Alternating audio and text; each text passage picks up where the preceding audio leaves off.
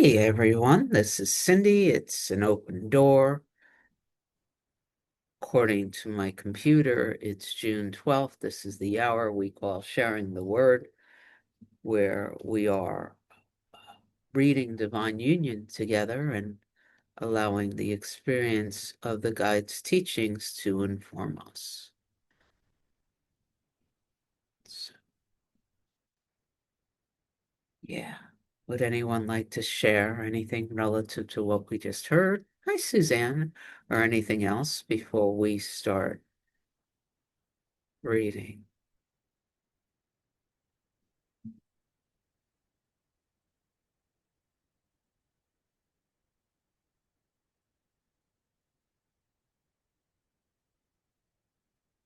Who would like to read? Livy, I see Livy. I see John. Who else? And Sandra. Did I see your hand, Lonnie? Livy, John, Sandra, Lonnie. Did I see your hand, Alice?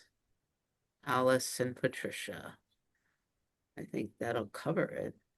Cindy, before we start reading, I have a question. Okay.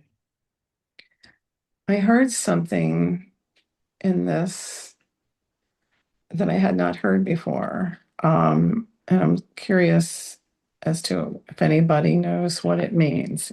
He said, the guide said, I'm willing to know myself anew, to claim myself anew. And then it said, to be seen. I'm willing to be seen. I'm wondering what you think that means. From my own personal experience, what I've been noticing more and more lately, that there are areas within Cindy in the sense that I haven't wanted to look at. Mm. The teachings say that there are no private thoughts and that God sees everything. So if there are parts here that either I was ashamed of actions or I haven't wanted to take responsibility for the way I show up. To me, when I say I am willing to be seen, it it it indicates that I'm no longer willing to hide from myself. Okay, that makes sense. I was thinking it meant be seen by something else, but it's being seen by ourselves. Yeah, if Okay, we trust the teaching, I know that you trust that A Course in Miracles is true, right? And one of yes, the teachings in A Course in Miracles is that there are no private thoughts. right. And one of the teachings from Regina, which I really got from G, the interpretation in the New Testament, is that God just is. So there isn't anything that God isn't already aware of. Like we can never hide who we are from the divine. So the idea that we have to prove ourselves to this infinite loving presence doesn't even make any sense. So the only thing that can't be seen is what we're choosing not to look at. Thank you. Patricia, is your hand up because you want to read, or was there something you wanted to say? So it's just up because, yeah, all right. So John, did you have something you wanted to say, or is that Yeah, I just wanted to what Sandra's question was because I highlighted that for myself, and you kind of spoke to it, but I'd just like to give it a bit more emphasis. Being seen versus what I'm hiding. What am I hiding from life? What am I not giving? Where do I not have the courage to step forward with what I know and how I know how to serve? These are things that I see as being impediments to being seen by myself and by those who I serve. And that's for each person to say. And that was a highlight for me in the lesson too, Sandra. So thank you for giving me the opportunity for saying that. yeah. The other thing I'll say is it showed up in my writing this morning, this understanding that the guides like to say, we are who you are when you know who you are. Um, and I get that. Like I am the risen Christ. I am the Holy Spirit and truth. So this sense of a separate I with all these problems to solve is this contraction, this holding on to the belief that I'm less than. and allowing that to come up and be seen all these different places that I'm holding on to this belief in lack and limitation, even if I'm not willing to, I'm willing to let it come up. And even as I'm saying these things, there are things that are happening here. My whole system is shaking.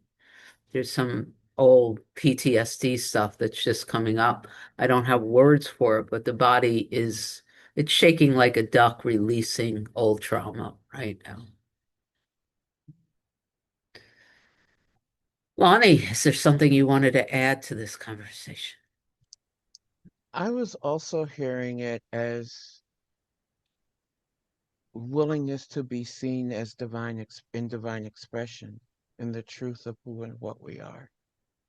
I was hearing it also as that willingness to just be fully assumed and expressed through that. I think about how I speak only for this being here. There was a time when we were so self-conscious to talk about the divine and to share what we had come to understand, and to no longer be self-conscious about sharing the truth and being the truth, being seen in that. Um, I think is also a part of it. I'm not saying that what you say is not so. I think that that's a part of it, but I think that we get to a place where we're willing to be seen as exactly who and what we are and know ourselves to be. So I'd like to just add to that. When I say I'm willing to be seen, it's the lows and the highs.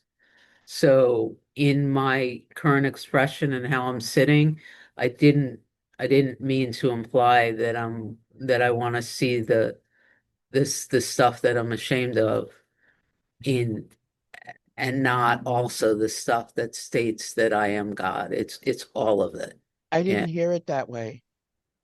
I heard what you said, but I think that we have to come through what you're talking about to get to that place where where we are willing to be seen.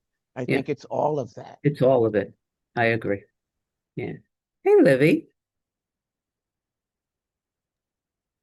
Hey, Cindy. Hey, everybody. It's really good to be with y'all this morning.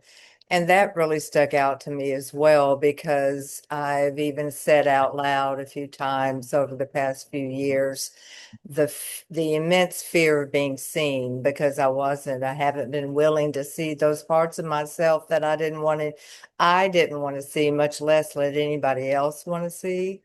And so for me today, I'm more willing to be seen the deeper that I get into the understanding of just being and just being is enough and all that I'm learning. And I'm much more willing to be seen now than I was a few years ago. And that is such a gift for me. And so that's what really, came through for me. And recognizing the truth of what I am as well and coming into union with that um, is really helping with being more willing to look at the shadow and look at the shame and release them. The video that we're going to be talking about and finding truth, the one that Amy sent in, it's just been really helpful about sitting with and allowing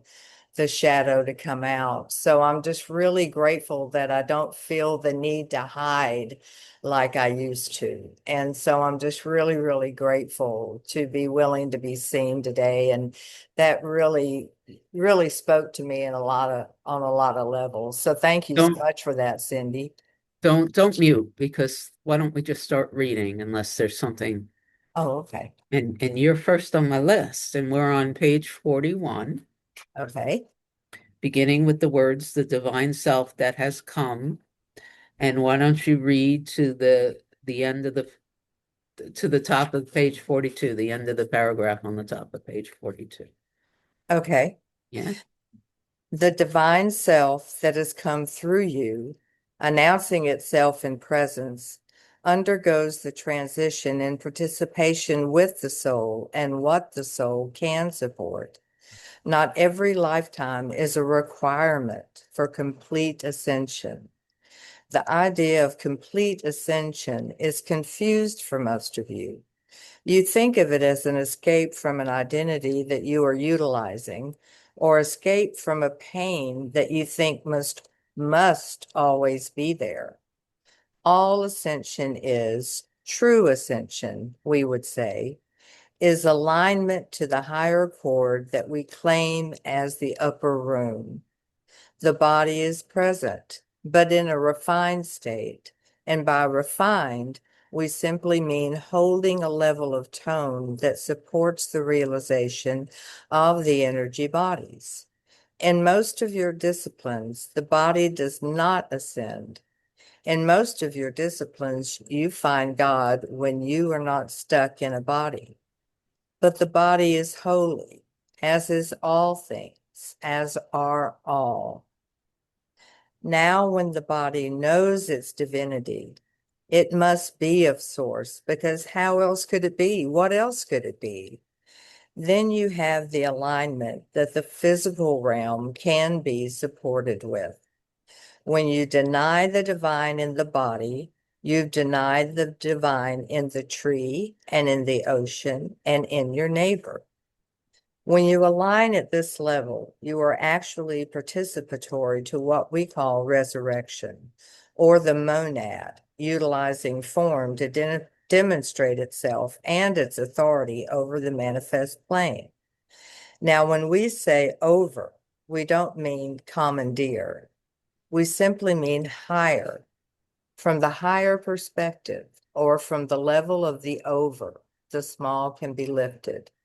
What plays in low tone can and will be altered by the song that is sung as each and every one of you as you claim the kingdom. Thanks for letting me read. Is there anything you want to share as to what you just heard?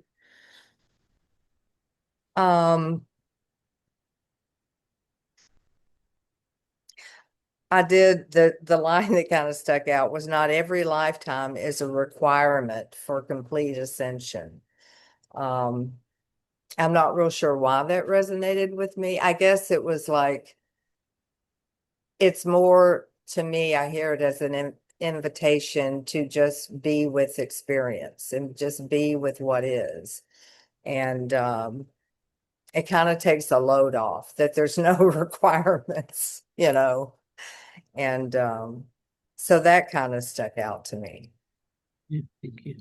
I have an apology only because last weekend there was this weekend live weekend in Boulder, Colorado, and Open Door purchased the entire weekend, and I haven't uploaded it yet. I'm just catching up with being away, but I will this morning. And I was listening to it on a walk, I think yesterday, and the guides were saying this exact thing. If you're not willing to accept that your physical form, all of it, is also God, then you have to accept that God is not the tree and not the ocean. Um, it's so easy to project that out, to not let that fully sink in. But the recognition that there's no part of any one of us that isn't also God or anything else that's going on, that it's all the same stuff. And if you make any exception, everything's God except for this cancerous mole. Anything is God except for the upset stomach. Anything is God except for the lousy neighbors, you know? If you're willing to make an exception, then nothing is God.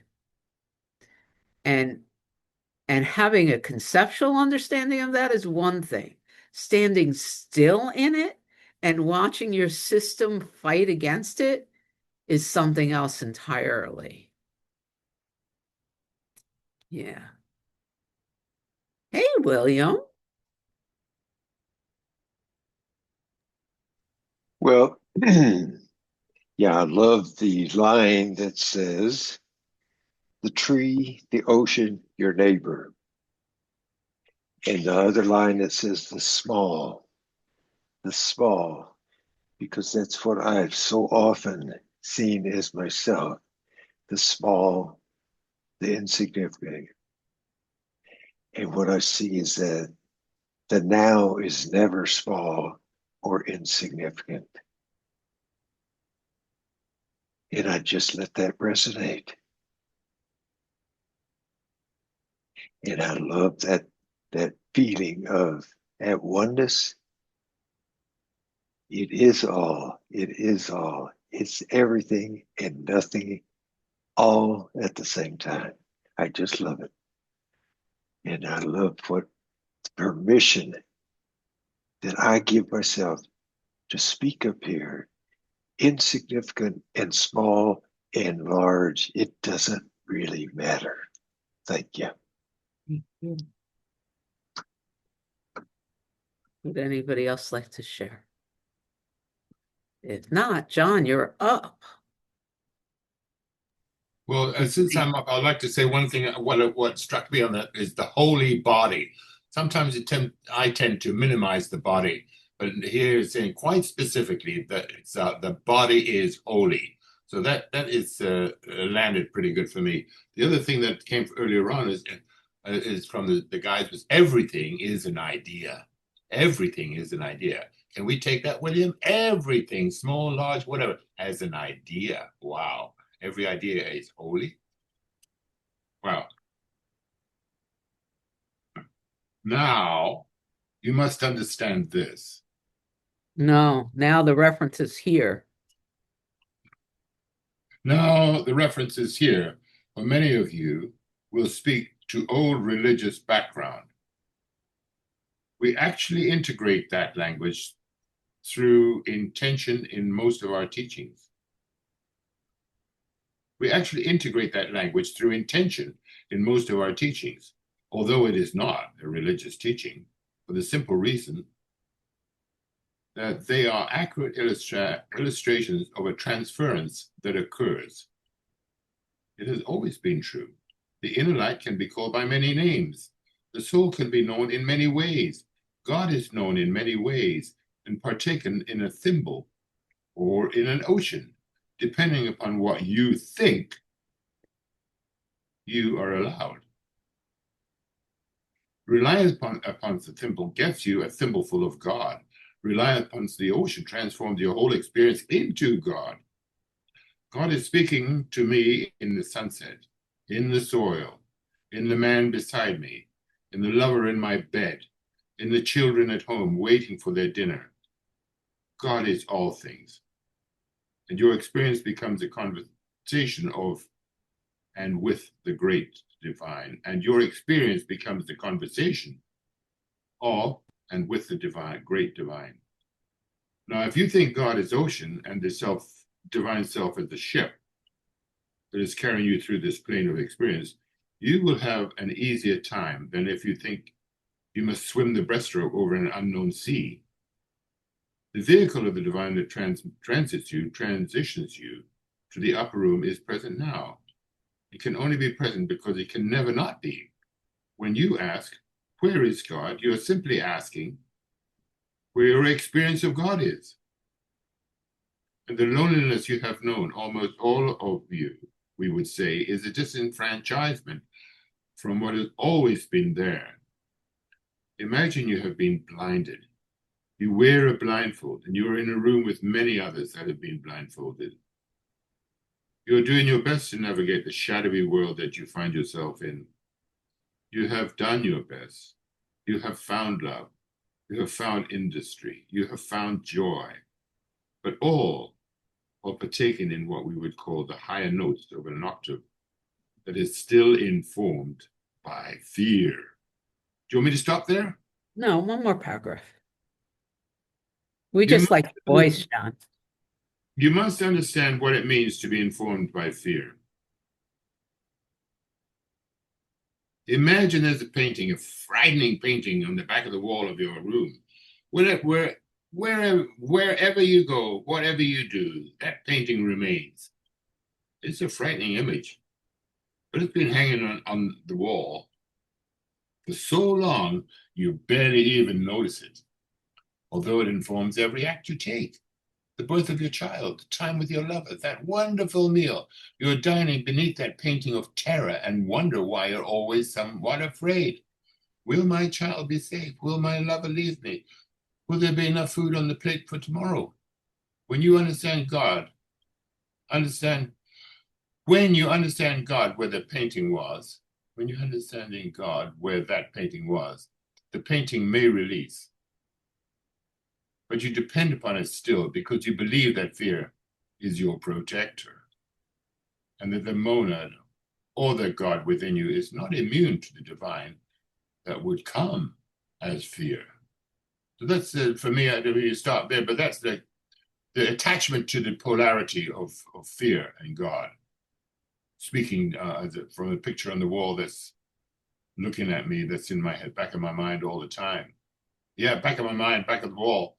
That's what I get, and we're driven by this fear thing. Defense, it's a defense. I'm always defending myself.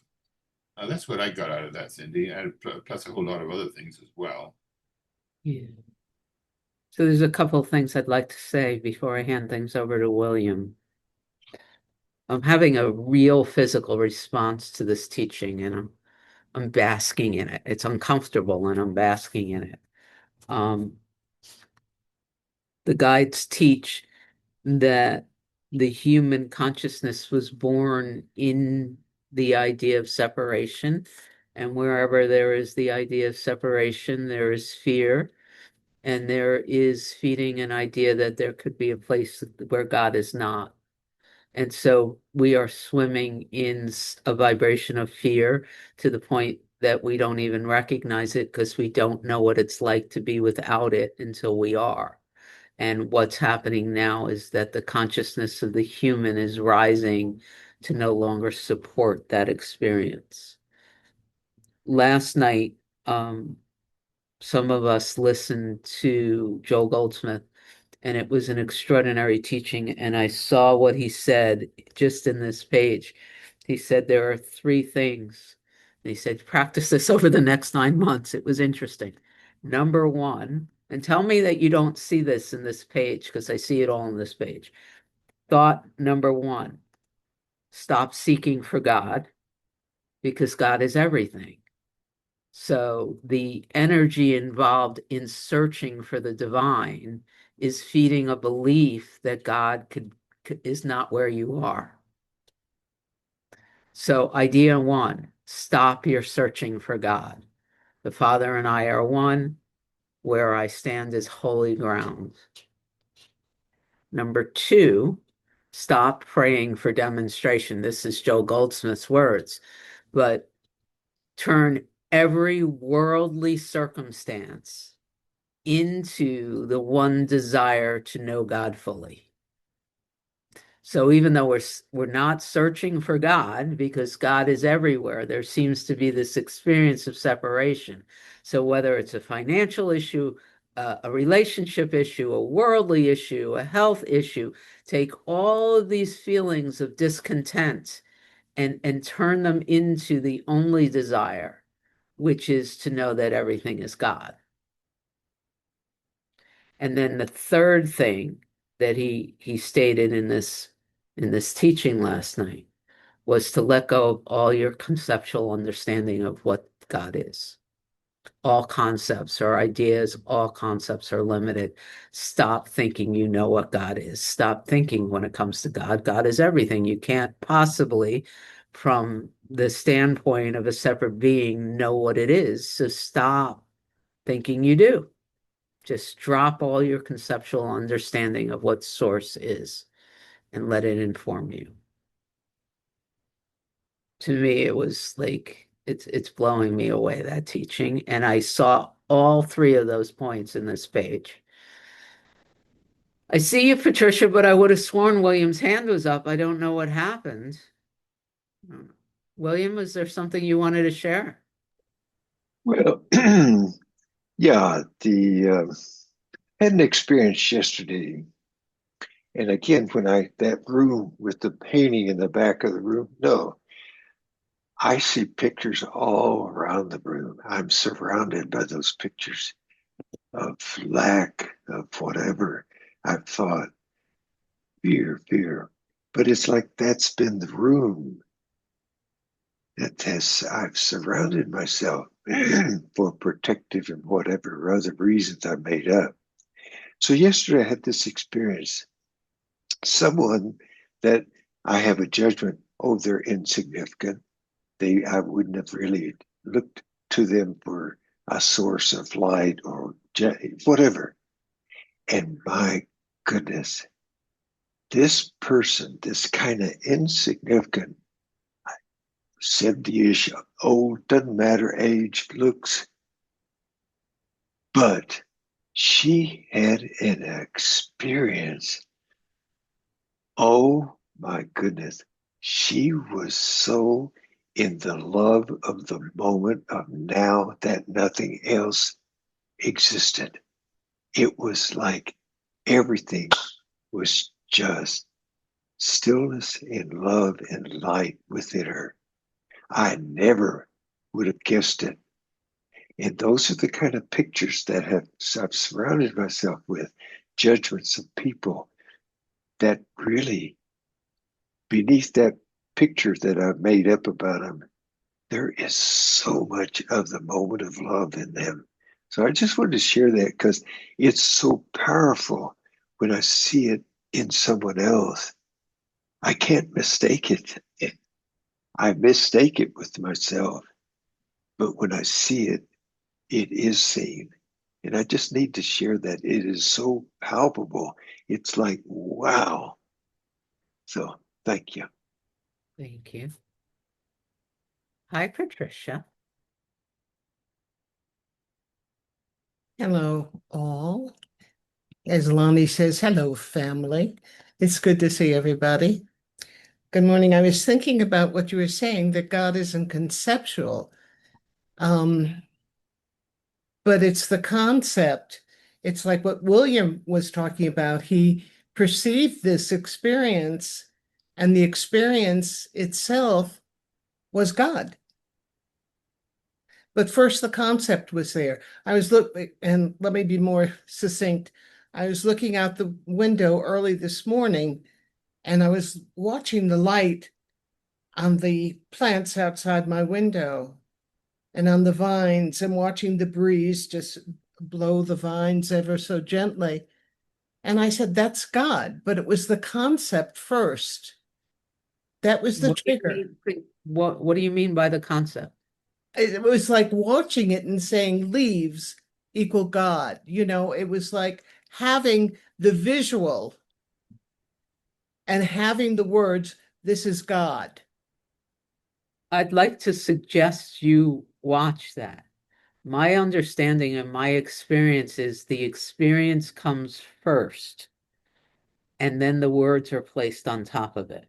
Okay. Okay.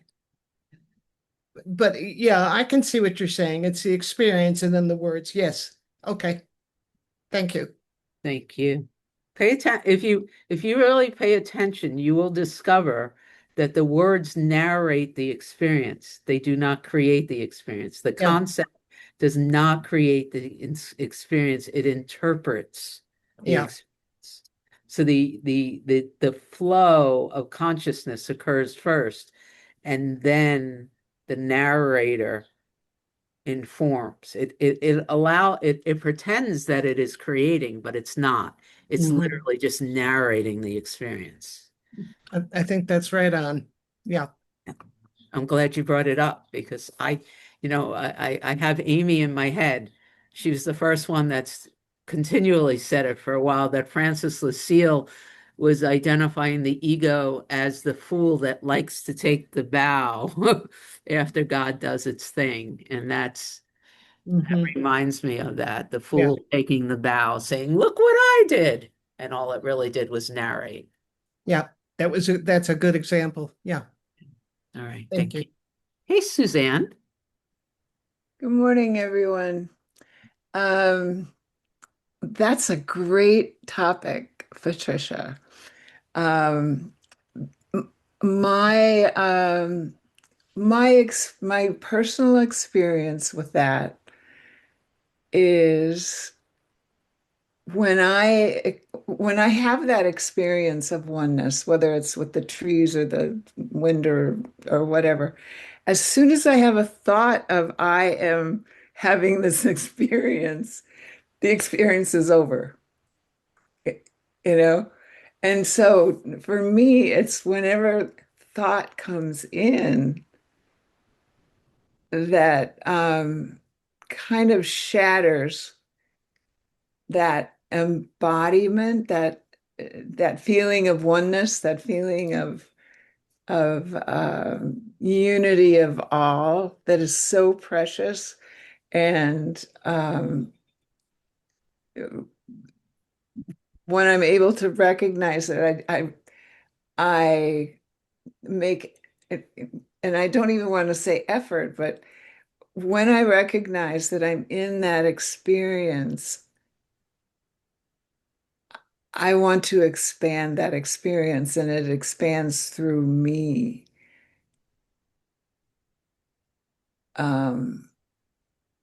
Until I have a thought, until I say, "Whoop, this is what it is. There's the tree. There's the sky." So that is a wonderful trigger of thought, actually, what you presented there. And wanting to sustain the experience also stops it. Yeah. And this is reminding me of my introduction to the guides when Suzanne sent me a clip. And in the clip, the guides were suggesting that you go outside and you ask what you call the tree or the bush or the plant or something what it is. So instead of assuming you know that you're looking at a bush, you get quiet and you ask what you're seeing to tell you what it is. And I had the most amazing experience with this gigantic tree-sized thing in a pot outside in the villa in Mexico. And that was the beginning of the end for me in this with this teaching. And it reminds me of this, you know.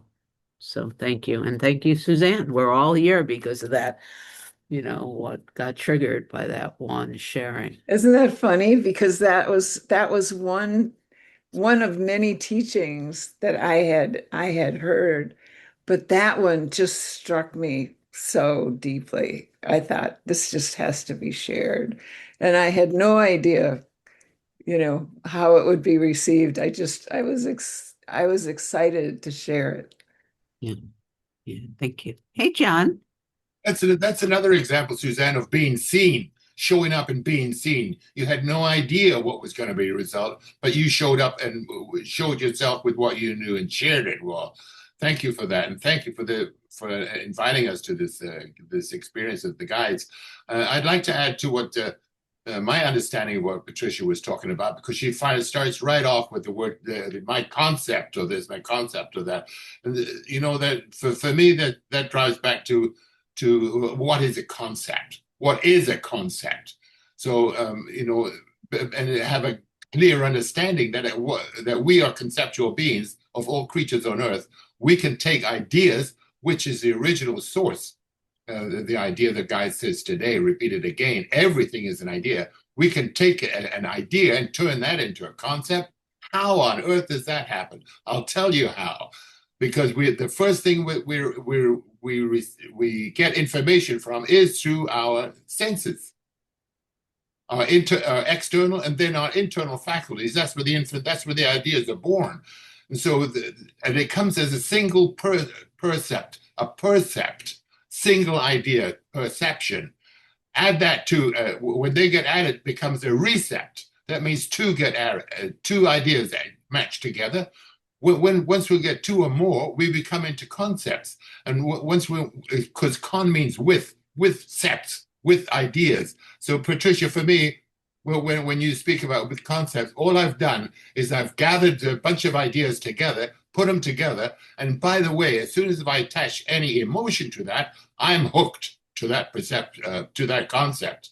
And no animal could do this. This is the function of a human being, and we can use our reason to detach or whatever it is. But that's the basis my understanding of a concept: recepts and percepts. It all goes back, but it all goes back to single sense impressions: seeing, hearing, tasting, touching, and smelling.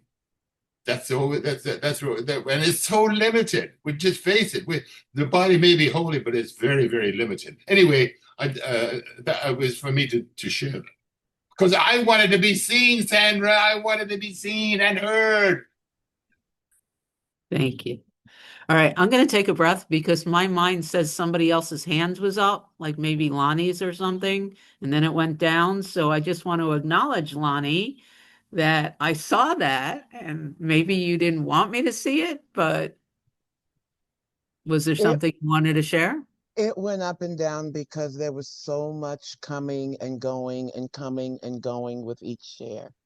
When it went up, I was sitting here in such deep gratitude, actually from my mom, who was raised in a severely religious home and had all of what happened to her blamed on her and the sin that she was, and her choice to not pass that to us.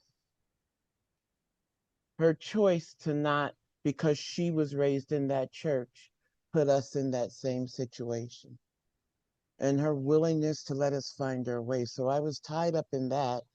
What I was also very much attending to is recognizing the period of life where all of my information, my Ilani, came from what was coming through in navigating through a lens of fear. What could hurt, what should hurt, what might hurt, what may be dangerous. My system's only obligation at that time or intention was keeping this body alive until, as they put it, I caught up. But when that navigation shifted, it was not even cleaning the lens. It was being given the permission to see through a clearer lens, not cleaning the old lens, letting that lens be, and no longer seeing the all of what is wrong with the world, which is what informed that lens of fear.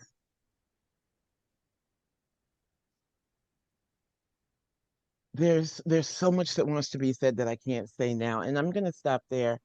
Um, it's gonna come back. There was something important, but it's gonna come back, and I want to give room for other people. I love you all. Love you. All right, Sandra, share what you want to share and then read the next page for us because you're up Okay. So I was going to do what Lonnie just did and just raise my hand and then put it down because, yes, there is so much coming and going and so much being experienced in these moments, listening to each of you. It's really quite beautiful. Um, this, a couple of things came together for me, one of which was the guides we listened to said, you cannot build upon the ruins of the old temple. And then the whole idea of fear and how I was raised in fear. My mother was extremely fearful. And so what's been happening is here we are in these physical bodies, or we could say seemingly physical bodies, whatever we call it. And we have some hardware, and that's the human brain.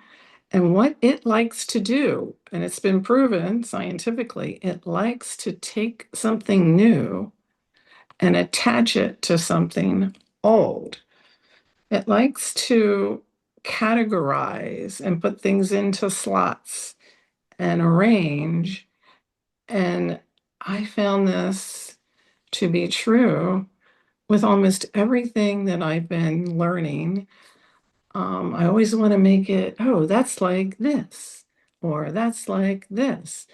And that's what it does. So the old temples, some of them are quite subtle. Some of them are obvious. But it all just has to be let go. All of it. Everything I think I know. And the only real truth is something else the guides said. They said the evidence is always experiential. And that's kind of what Suzanne, I think, was talking about. I mean, it's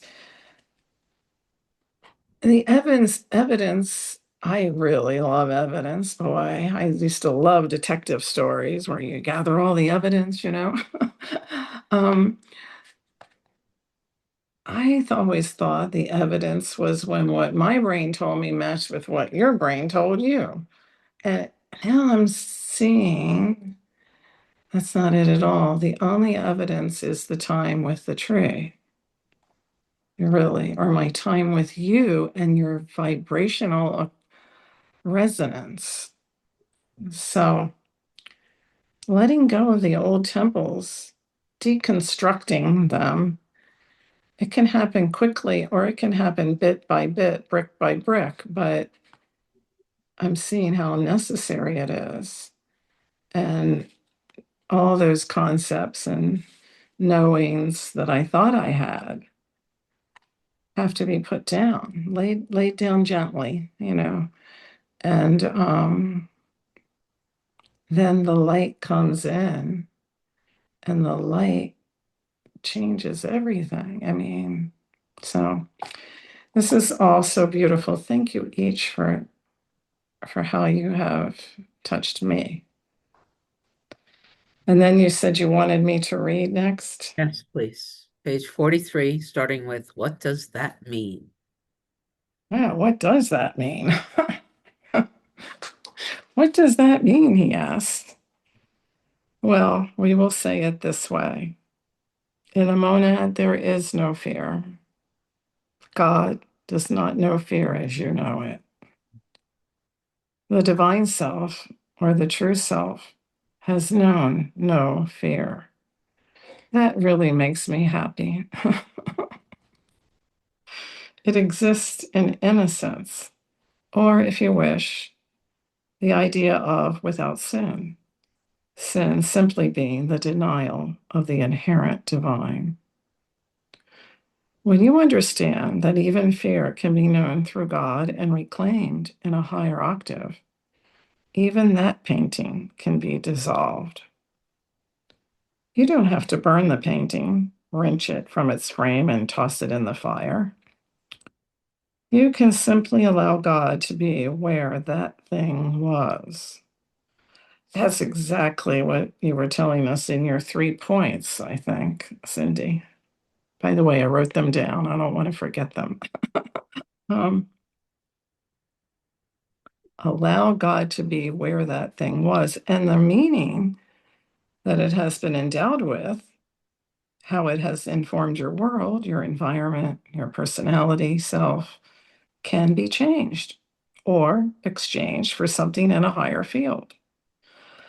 All a painting is, if we continue with this illustration, is paint arranged on a canvas or some surface, perhaps with different colors, to retain an idea of an image, be it a flower pot, be it a battle scene. It really matters not. When you understand that what makes the paint is all the same thing, and the different colors, the patina has been added and chosen, you can also understand that all these things can be reclaimed and known anew. That's beautiful imagery and metaphor. When we teach through Paul, we encourage him not to listen, especially when we are offering text. He tries to be the student in the first row, but then he interrupts too often. Oh, Paul, I love you. I'm just like you. Okay. We will encourage him to take a nap for the remainder of this teaching before we take questions from the students who are present. The alignment you hold, each and every one of you, that has been informed by fear will now be re-known. When we begin these when we began these classes, we have actually said that you can move beyond fear, but you need to release the need that fear is your protector or that you are using it in fruitful ways. We have said this prior, but the idea of reservation or concern need not be fear-based. My child seems like she has a fever. I will attend to my child's needs is not a fear-based realization. But the terror that you have known about losing what you have, or perhaps how you are seen and what could happen, is entirely a product of fear claimed through separation.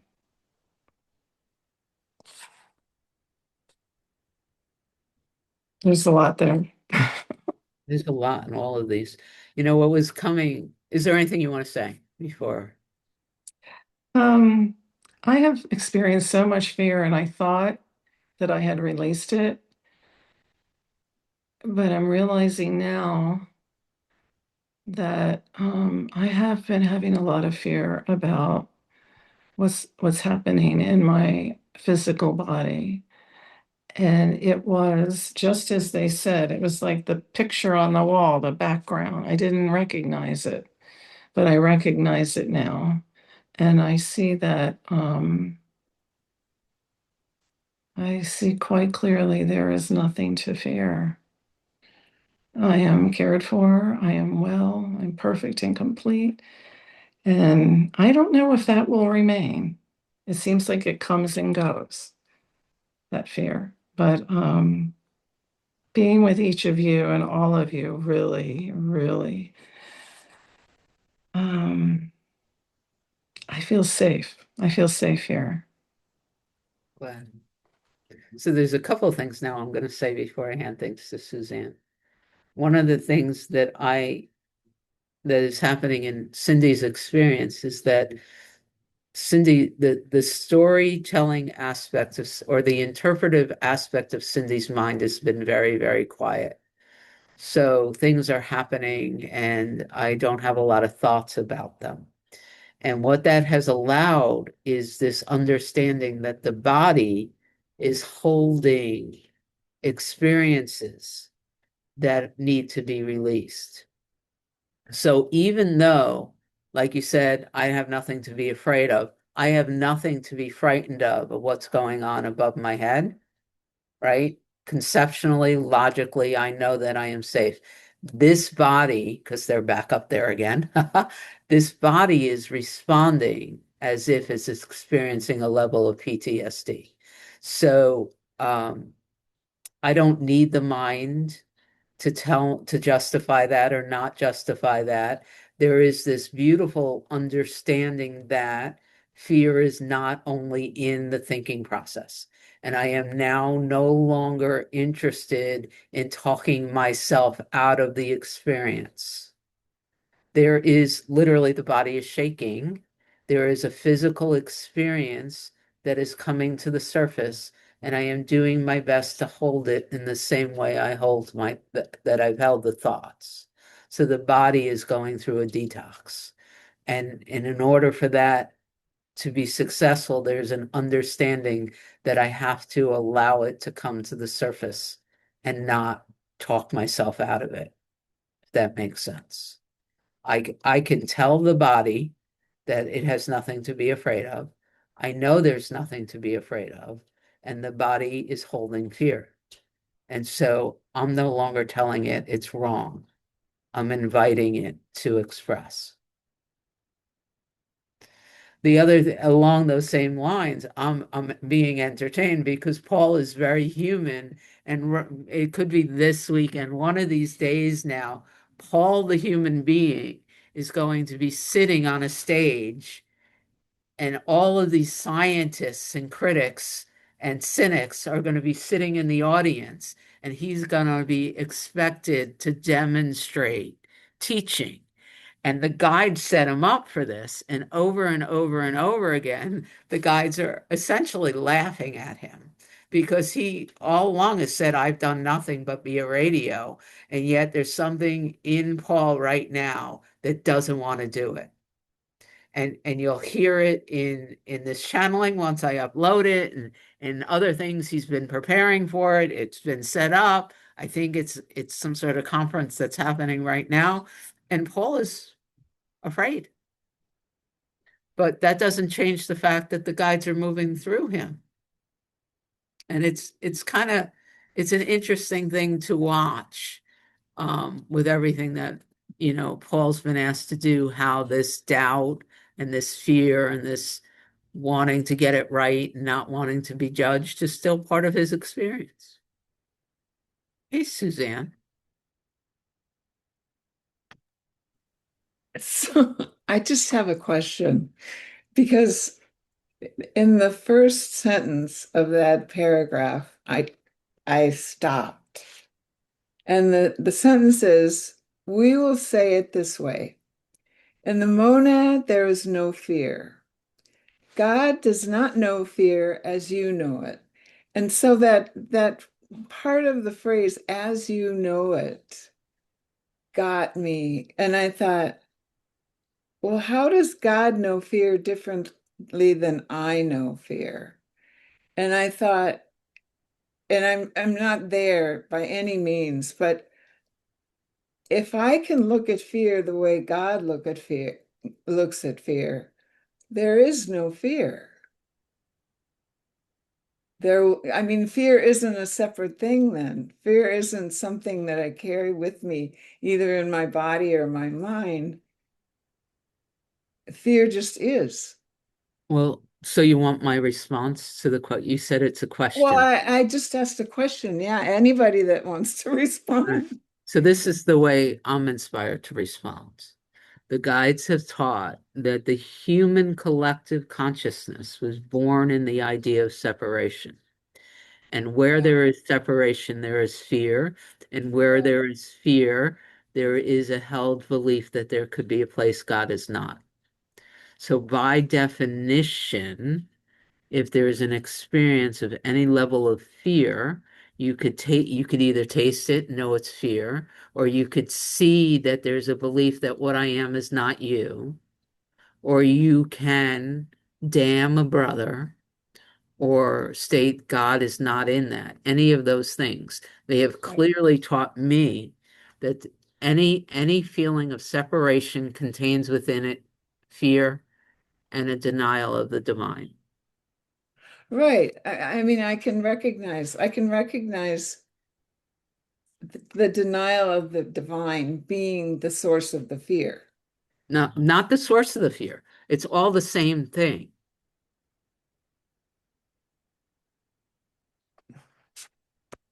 I It, can't. it's the same. It's a descriptive of the same. I call it the I separate thought. That's to me. There's a core idea that started this whole journey into this experience of billions of hearts. I call it. Cindy calls it the I separate thought. So any sense that what I am is different or separate or not you contains within it a belief in separation, an idea that there could be a place God is not, and it's flavored with fear. It's all like if one part of that is gone, it's all gone. Yeah, I do understand that.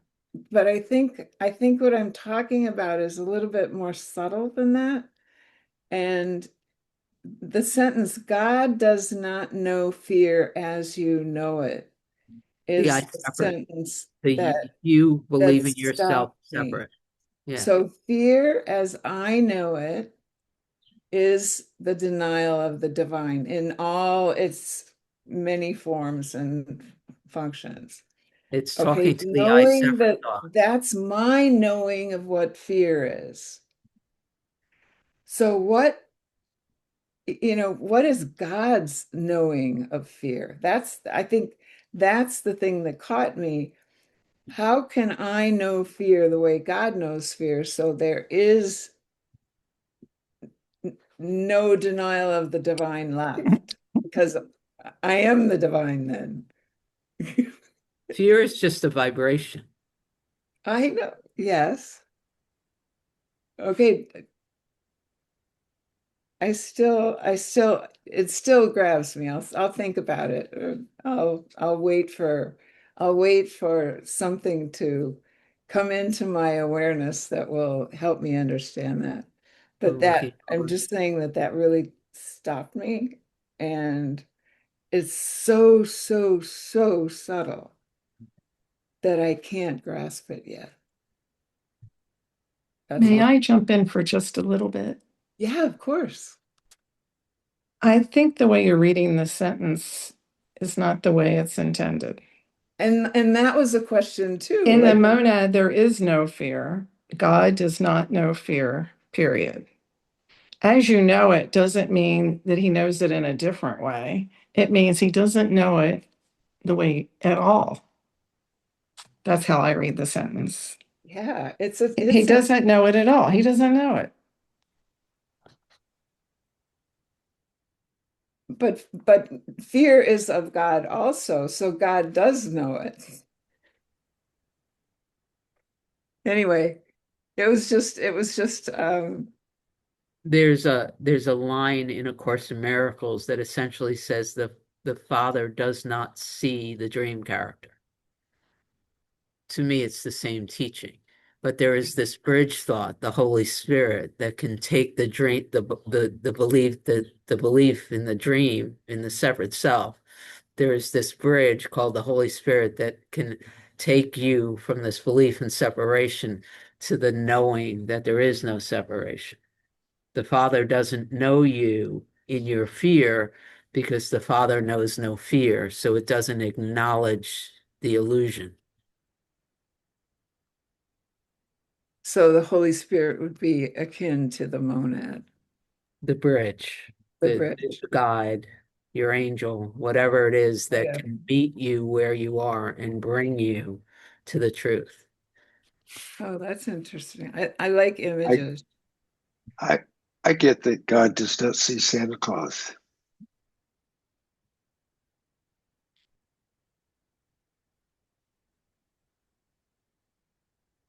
Were you going to say more, William? No, it's just there's no Santa Claus. Nothing to get rid of, nothing to change. It's not present in God. Yeah. Well, there's no separate parts. However, You know. I'm just going to acknowledge that, like, we've been hanging out. We're going to acknowledge everybody that wants to talk, but just in case anyone has to leave and be somewhere else, I love you so very much, and we meet again on Monday. Hey, Lonnie. I'm going to say ahead of time that I am speaking.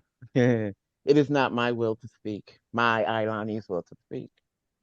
But I am so moved to share what I'm being shown as you're talking about this.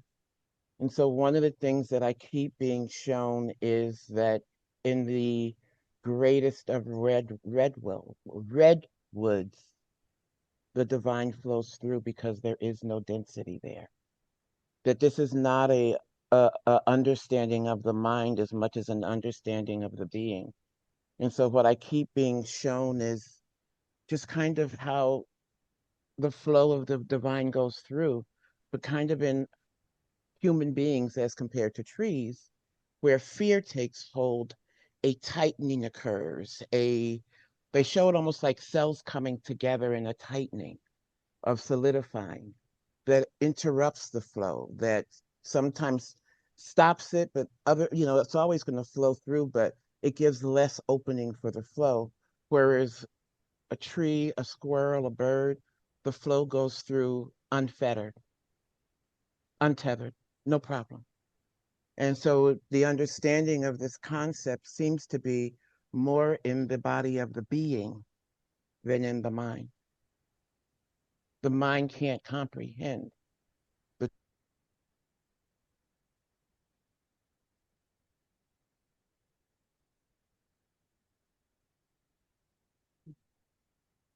I think it's Lonnie that's frozen, not me, right?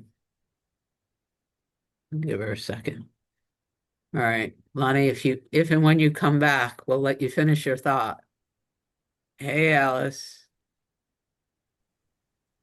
Hi. Um, I I was I just want to say, like, the temple we backed up into the temple that got built about the God, the personified God. Like, what does he think? Now, what does Daddy think? It's like, this is where my, like, the God word, it's like when we read this and say God doesn't know fear, it's like the creative force doesn't know fear. It's this overarching, complete, source, um, that and fear is it can be reclaimed and I mean, they said take it to a higher octave, but that's um that's what we ask for guidance to do. That's what we ask Holy Spirit to transform. Just like getting hung up into, like, maybe that's a temple that needs to be dissolved. Like I at so many levels with people in classes, is like that old concept of God is that temple is pretty non-dissolved, and so I just want to say I think we backed up into a personification of God as somebody who has something or doesn't. Yeah, it's the isness, right? Supreme Brahman. Lonnie, did you want to finish your thought before we let Richard have the last word? Come on, Yeah, I Richard. got kicked off. But what's being explained in my system is that the reason that that was offered is because perhaps once we understand that we're looking in the wrong place, for that understanding, we'll be better equipped to come to it. Looking for it here is not where the answer is. It's in the deeper being. But knowing how fear solidified in the body may be helpful knowing. Thank you. All right, Richard, you get the final word. Words. Hi everyone. Yeah, interesting discussion. I struggled with this for years. For God, and I finally got to a point. I think Alice really said it well. God is not an entity. God is a energy, not physical energy.